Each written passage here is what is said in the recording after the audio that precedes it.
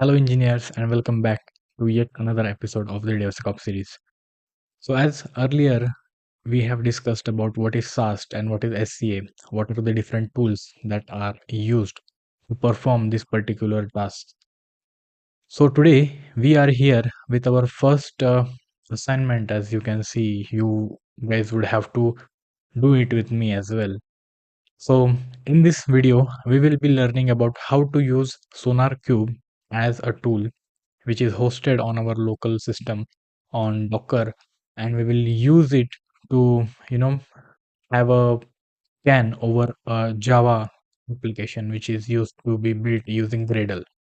So in this way, we can find out if any of our applications that you are working on, whether be it of Node.js, of Java or .NET, any kind of application, whether it be a front end, back end, APIs, you know, this is what we are going to scan using the SonarQube tool. Now, what will SonarQube give for this particular thing is SAST, the static application security testing, and the analysis on the code is what we are going to focus on with this particular tool. So, if you go to our GitHub page, so you will get the sample project that I have uploaded over here. You can see this particular uh, repo, which is for the DevSecOps series hands-on practice project. Here you can see these are the different things that we are going to see practical hands-on for. And for right now, we'll need to use the setup for SAST. So we'll go over here and see what is this particular application and what are the different things, how to set these things up. Okay. So this is a vulnerable Spring Boot application. So before that, I would like you to, if you are using this thing on Windows, you will need to enable WSL so that, being a DevOps engineer, it's very, uneasy to, to work on Windows for scripting purpose. But I would recommend you to enable WSL, which is Windows subsystem for Linux. And how to do it, you can go over here and you can see Ubuntu WSL setup MD files I have given over here, and you can follow these things to enable this WSL in form of Ubuntu. And now whenever you write WSL, you will get a particular Ubuntu shell over there. So this is a kind of virtualization as well. You can see it and test it, and then once you are done with it, you can navigate to this particular SAST folder. I'll update this particular documentation over here as well. But for now, we have this vulnerable application. What you need to do is, first of all, go over here, uh, copy the, code for SSH, clip it, copy it to the clipboard. And now, once you go over in the terminal, let's see what happens. Here we are in the bash. Okay, so let me just zoom it a bit. We'll enable the WSL. Okay, so WSL is enabled. We'll need to navigate to a folder in OneDrive that we have, okay, which is for desktop and DevSecOps series. Okay, so here we can see there is something which is called as hands-on project. So we'll again go to the hands-on project where I have already copied this particular or clone this project that we will be working on. So here you can see the DevSecOps series practice projects is cloned. Now, in order to clone, you will need to follow this uh, guide that I have written over here in the vulnerable application. You can see the setup guide is what one thing we need to do, wherein you will need to have certain prerequisites met before we begin. Okay, so one thing we require is the SonarQube server. The another one is the WSL that you can see right now. Next is the Java 17 version needs to be installed on your JDK 17 version needs to be installed so that you can build this particular Java project. And then you need this particular application which is to be scanned upon. So let's see The prerequisites, you can if you are on Mac OS, you can use this particular command to install OpenJDK. If you are on Linux, as I mentioned, Linux is really easy for us to utilize, so that uh, even if all these things could be just copied and pasted over there, and then you can you know get started easily. So first install the OpenJDK 17. Then on Windows, you can install or get this installer from over here, and set a Java path if you are not using WSL. That is one thing you need to understand. Then if okay, then we are using Gradle to build this particular project. So we'll also install Gradle as well. So the same case that we require this package to be installed in our WSL, use sudo apt install Gradle. Then once Gradle is over there, you can also install Git. Now Git is to clone the particular repository. So if you have not already installed Git in your system, you can see if you can if you type Git and you get this, then it means it is installed on your application. Okay. So sorry, on your machine. So that's the reason. So now what you have to do, once you do all these things, you have to again navigate to this thing, and you have to clone this repository using, okay, you need to install Docker as well. So Linux, you can use the Docker info installation guide over here, and for Windows this is as well working fine. Okay, then clone this particular repository. What is the repository? You have to clone these things. Okay, copy this thing, and you have to paste it over here. Okay, sorry, paste. And what's wrong with it? Okay, so it copied both of these commands. Let me just clear it. Sorry, clear, and copy it again. Okay, I'll just take this one. Okay, copy, paste. Okay, so once you execute this thing, you will get this particular project. So now what I will do, I'll create one more folder just to show you how it works. So unless we already have this DevSecOps practical hands-on project, but I'll go back and create a temporary project. So mkdir temp folder. Then I'll go because I already work in that previous folder, the hands-on project, for my personal works and for any updation. So here I will use this command. uh, okay, where is it? Paste. Okay, git clone. Now this will clone the repository that we have just seen, and now you can, sorry, clear this thing and again look at this. The DevSecOps series hands-on practice project has been downloaded. So we'll go into this particular folder, and where we have to go? Okay, we have to go in the SAST folder, which is where we have set up our entire vulnerable application. I mean the code for that. So we'll go in the SAST. Okay, we have this vulnerable application over here. So we can see we went into the SAST folder, then we will go into the vulnerable application folder, and then what we will do is we'll build and run this particular application. Okay, so this is what we have to do.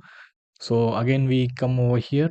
If this is a bit, so I'll zoom it in. So we'll go into the vulnerable application. Okay, here, what are the next instructions? Okay, we have to make the Gradle wrapper that we have over here in this application folder. Just a second, I'll again load it in another one. So we have this Gradle W, which contains the builder for this particular application. So we'll do what? We'll copy this thing, chmod. Okay, if either you want to type it, you can do it, change mode, and make it an executable file, chmod plus x, and what? Gradle w. Okay, clear. You can see the permissions, ls hyphen al. You can see we have all the permissions for all these files, read, write, and all these things. Okay, So this is what is important for us to have the permission for read, write, and update or execute this thing. Okay. Then we'll go to this command, which will be used to build this thing.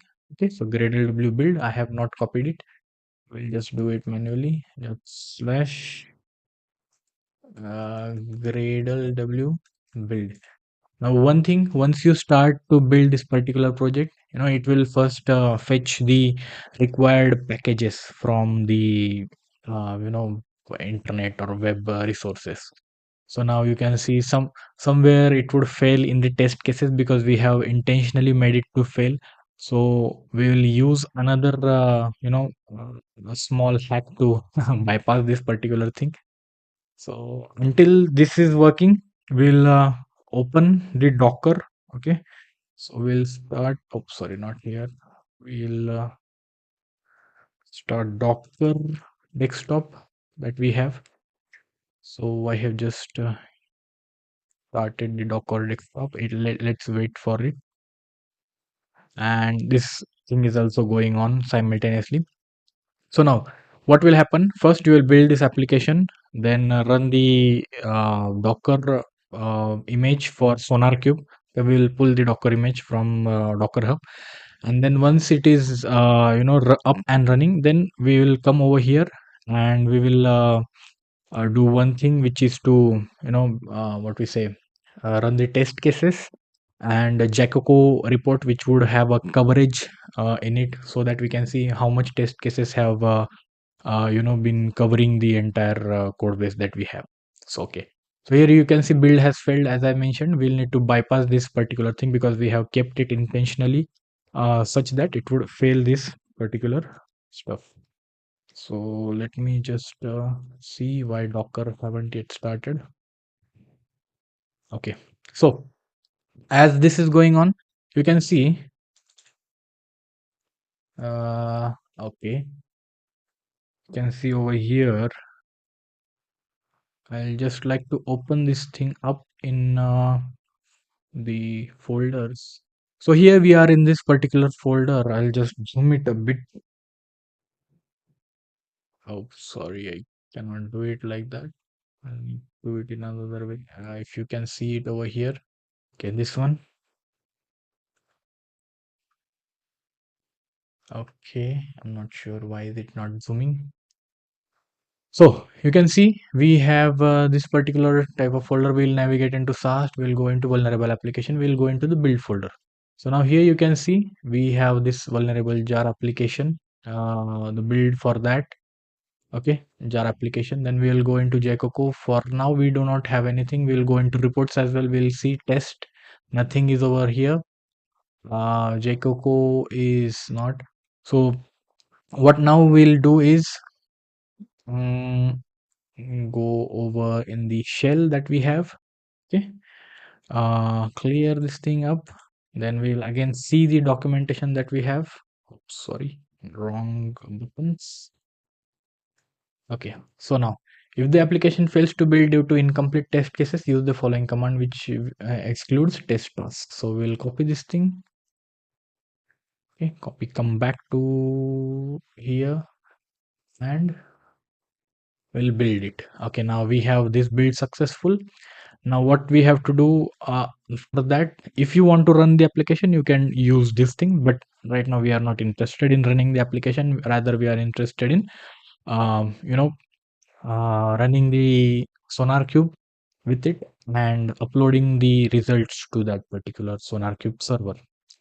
So now this is for Docker setup. We can skip this if you are not using Docker for running the application. So now send SonarQube setup. So we'll go on the Docker Hub. Okay, Docker Hub. Sorry, got one. A very bad naming convention. So now here, once you are in the Docker Hub, you can go and search for SonarQube, and this is what you will get. SonarQube. You can use this particular command to pull it from the Docker Hub. Okay, copy this thing.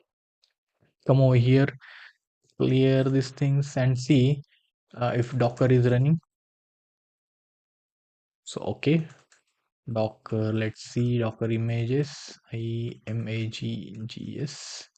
Okay, so I already have this SonarQube image, which is latest, and 3 weeks ago it was created, and the size is 2.2 GB. Okay, cool. So what I need to do, if you do not have these things over in the system, you can do Docker pull SonarQube. It will pull the latest version of these things. Okay, so it says I already have the digest image is up to date. I don't need to redo this thing. Now I will run the SonarQube server on my local host. So how do I run this thing? So Docker, I mean, doc, I'll need to add new terminal. Okay, let's see. I want another terminal, new window. Okay, so clear this thing, zoom it in a bit, enter into WSL mode.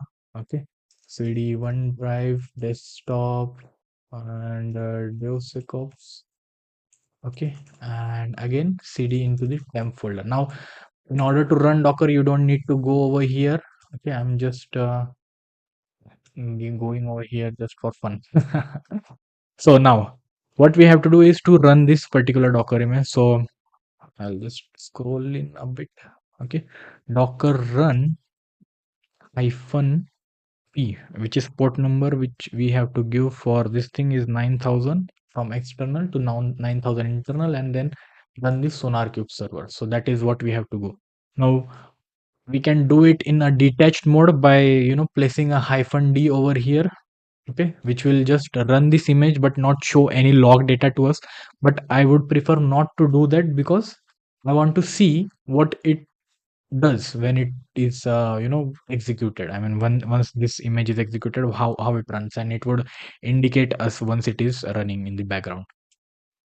So okay, this is how the logs would show up, and once it shows the final log that it is started, the SonarQube server is up. Until then we can navigate to, I'll close this thing, localhost. uh, Localhost 9000 is what we will paste over here.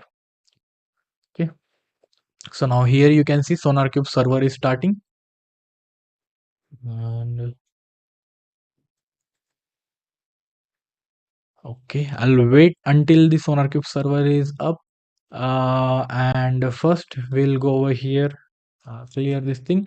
Until and unless this is being running, I'll quickly run the Jacoco report. Okay, so ls we are in the Gradle folder. Okay, this will give us the code coverage for it. So Gradle w Jacoco test report. So again, if it fails, we will do the hyphen x test to ignore the test cases, so that we can successfully create our Jacoco test reports, HTML coverage reports, and we can see it on the HTML page. So here we are in the SonarQube server. The default password for this is admin. Okay, admin. Sorry, admin and admin. And now user ID. I'll just change the old password, uh, whatever it may be. Okay, I'll update this thing. Okay, now here you see, we can watch this particular SonarQube server that it is running with the 25.5 version of its whatever it may be. Okay, I'll just zoom it a bit and zoom out. Now let's this thing build, and we'll exclude hyphen x test. Okay, okay, great, clear. Now we can see in our folder, sorry, in our folder, where is it? Here we will just refresh it, and we can see in reports we can have Jacoco test cases and reports over here. Let's see if it's in an XML format. We'll need to see where it is. jcoco text index. Okay, so we can see these are the why is it not loading properly? Packages is what here it shows how many tests are there, how many tests can fail, or all these things. Four are failing, total five are failing, and all these things. Okay, failed test. So here you can see what is going on. Okay, so again, oh sorry, I mistakenly closed that one.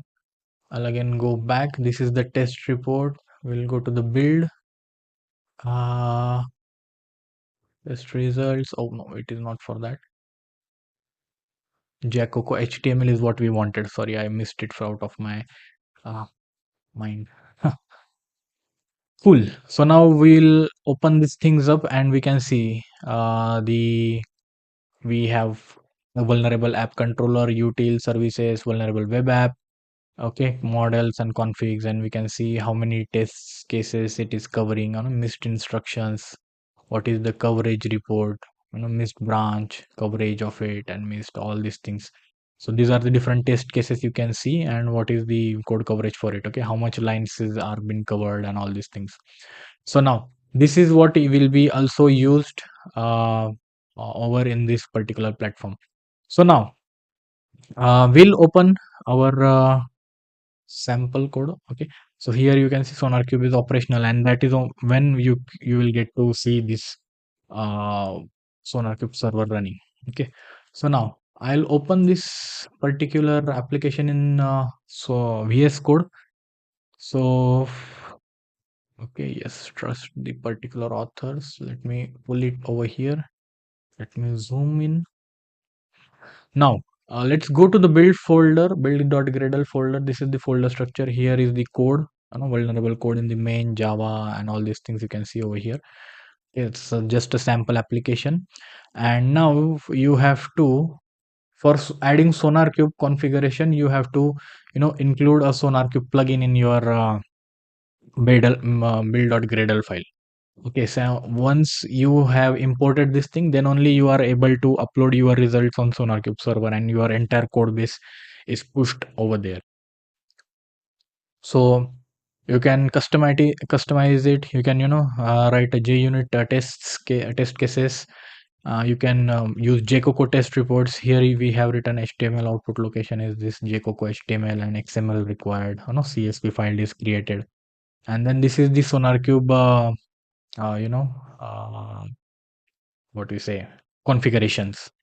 So now here you can see property sonar login is what you have to add with a token, and once this token is present, and then only you are able to upload your application to the SonarQube server over here. So let's try without doing this thing. So let's see if we can do it with the existing one that we have. Just write gradle w sonar and see if it is uploaded. Okay, it doesn't upload because we felt not authorized. Please check user token and property sonar token or sonar login.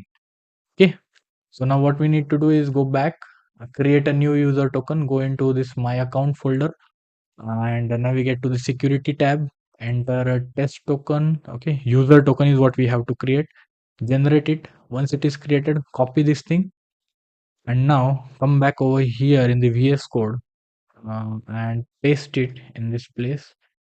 Okay, so once you have this particular token, save this file, and now go back to the terminal, clear this thing, and again hit gradle w sonar. Now this will compile the project and upload the application on the SonarQube server. This is what we have to do. Now once it is over there, we will get to see the results in the projects particular tab. Okay, and this is where you can see. So let it finish. Okay, build is successful. Now let's come back and refresh this thing. Okay, it is not yet loaded. I will wait for some time. Okay, we can go into the issues, and you can see some of the issues are being shown over here. Okay, from vulnerable spring application. And again we can go back, and now we can see. Okay, a vulnerable spring application is there. Where does it come from? It comes from here. Okay, project name. What is the project name? What is the project key? The host URL is this local host 9000 that I told you, while running the Docker application. What we see, we can see here, in the very beginning, what we have given it, localhost 9000. That's why if you give this as another port, you can, use that port number over here, and then you have to give it all these things. Sonar coverage report is where you have to give this test report XML path. Now, let's see what findings are we getting out of this particular scans that we have made. So now, vulnerable Spring application, you can see there are 12 security issues, 7 reliability, 38 maintainability stuff. 68% of code coverage has been achieved through your test cases. You can do it 100%. And also 11.8 duplications are found out in your application, duplications of code, so to say. So let's open it up and see what are the different issues in it. You can see what is the version of your snapshot has been uploaded. Can go into issues. You can see, what are the 16. There are 16 blockers with severity. Okay, then there are high, as I mentioned you. I mean, if you remember in this particular video, CVE, CWE, CVSS, CPSS. So there are categories of severity for vulnerable components or vulnerabilities that are found in your application. So there are 16 blockers, we can see, 13 high, 420 medium, and 6 low. Okay, so based on that you can prioritize, and here it shows how many effort is required, how much effort is required. So 1 hour of effort is required, and all these things. So you can see revoke and change this password as it is compromised, where you can see here it is, you can, inject some, what we say, a malicious SQL injection vulnerabilities there. Okay, so this kind of thing you can, do stuff over here, and you can see how I can fix this thing. Why is this an issue? And it says secret leaks often occur in sensitive places or pieces, sorry, in authentication data, and you can see the entire report on it. Why is this an issue, then how I can fix it?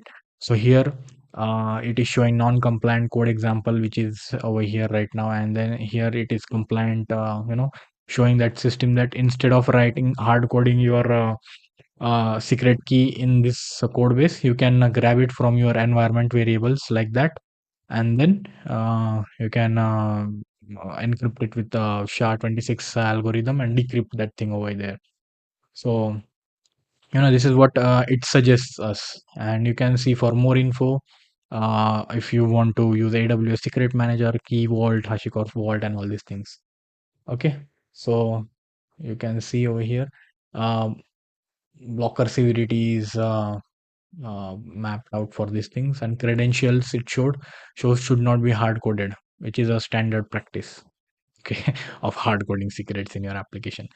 Again, if you go back and see another uh, issue, you can go over here. It shows this medium or low, sorry, low severity. Here it shows medium severity. You can go in this thing and see, remove this use of authorized requests, it is deprecated. Okay, allowing all requests without authentication vulnerability is what detected. Now, why this is an issue? You can read it over here, and you can see how to fix that thing. Okay. Again, it shows us deprecated code should not be used. That is why it is flagging over here. Here you see a blocker or high severity. Sorry, not blocker. You can see use try with resources and buffer readers are there. Okay, input stream, target stream. So this is what it gives you, and I'm not sure. Here it is not showing how to fix it, but here you can see incomplete cleanup. Okay, it is just a cleanup activity that you have to do, so that's why it is not showing you more. You can do these things over here. Compliant solution is what you can see, and you can remediate it in that way. So that's the one you can see, try and catch. So these are the different things that you can find in SAST scanner, and this is what it scans. It scans your application, okay, and it gives you what are the weaknesses that it can find in your applications and all these different things. So here you can see for rules, what are the rules it is using to evaluate your application. So you can go in this particular language. You can see how many languages are covered. XML, Go, a lot of different languages are covered. Okay, and you can find for Java it has most of the rules created because Java is heavily used. Then C Sharp, TypeScript, and all these things. These are the rules it is kind of checking or comparing your application code to. So that is how you do it. And you can see quality profiles. What are these things? What are quality gates? We can deep dive into the features of SonarQubes in some later videos. But for now, this is what I wanted to show you how you can achieve, or how you can use a SonarQube tool or a SAST based tool to scan your application, and then your application code is deployed, I mean, over this particular platform, and it shows you this result, and then how you can remediate these things. That is what you can see. So try out this thing and let me know how do you find it useful, and let me know in the comment section if you got to learn something new, and to set this thing entire up on your local host machines.